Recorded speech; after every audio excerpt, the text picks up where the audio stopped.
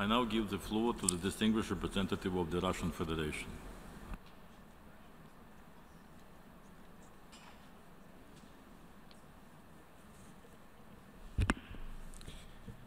Mr. President, we would like to thank you for convening today's meeting. The issue of reform of the United Nations Security Council is not just one of the most important, but one of the most complex agenda items for the World Organization.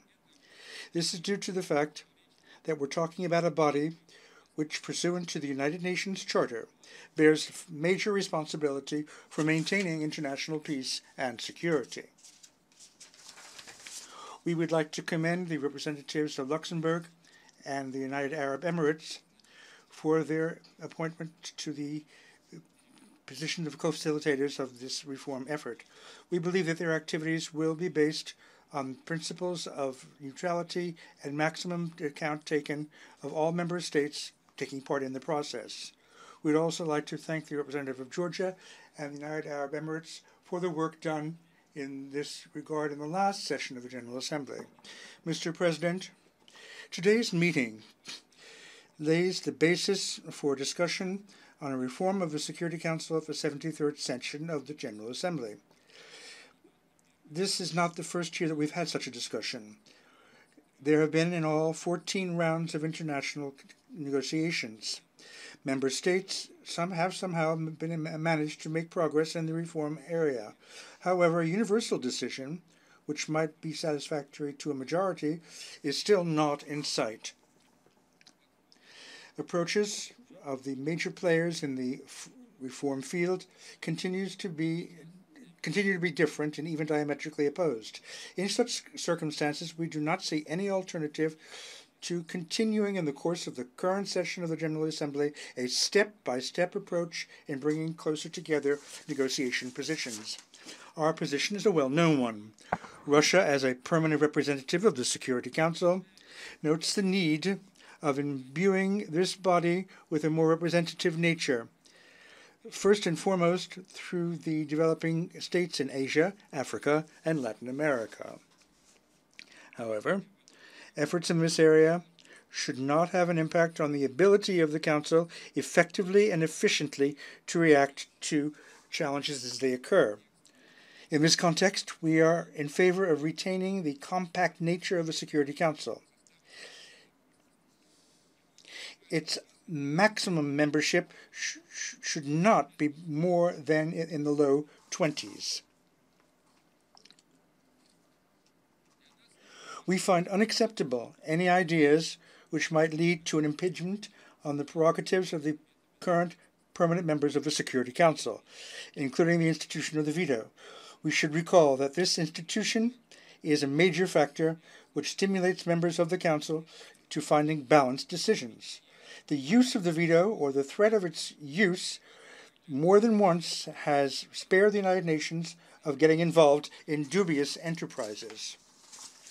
Mr. President, the process of the reform of the Security Council should be owned, so to speak, by all member states without exception, and its final outcome formula should enjoy maximum broad support among members of the organization.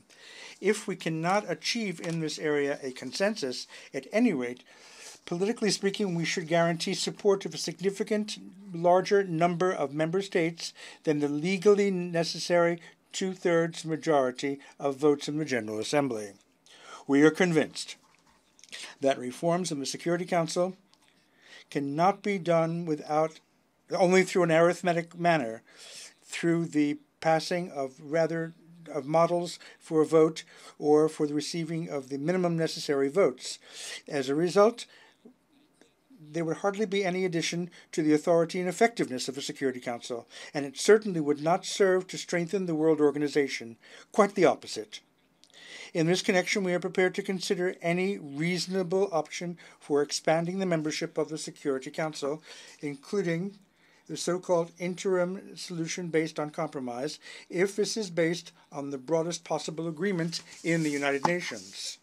Mr. President, progress in the reform of the Security Council cannot be achieved by imposing on member states any type of coordinating texts.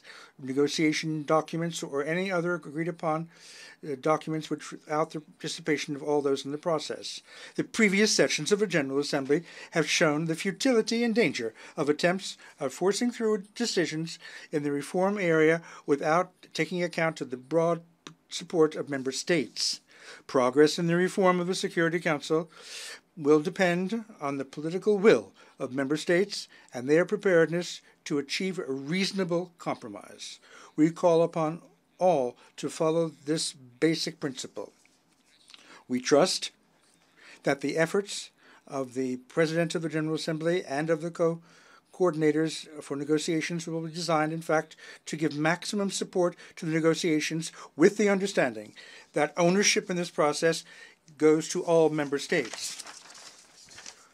Such painstaking work can be carried out in a transparent, calm, and inclusive way without any arbitrary temporary guidelines. We think it's important to make it clear that in this matter we cannot have any artificial deadlines and that the efforts should not give this complex problem any solution through the stroke of a pen. Moreover, we do not wish, in conditions of current turbulence in international relations, that the intergovernmental negotiations create more dividing lines among member states. Thank you. I thank the distinguished representative of the Russian Federation.